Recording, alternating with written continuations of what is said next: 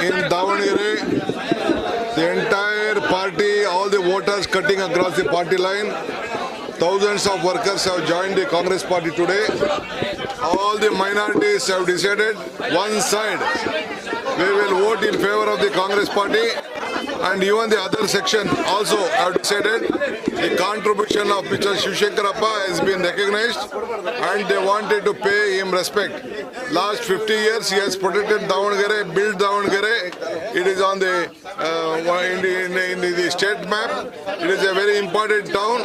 He has helped every section of the society, and the Congress party guarantee has been reached to every house. They feel that this is a great opportunity to pay back to the Congress party. I am very happy. I would like to thank all the people of this constituency. I never expected such a unity would have been emerged. So I am very happy. As soon as we came, I could see from morning.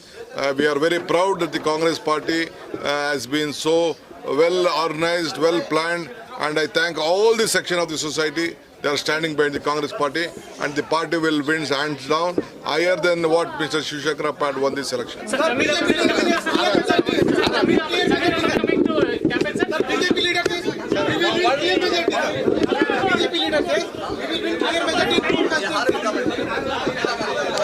They have not won any seat.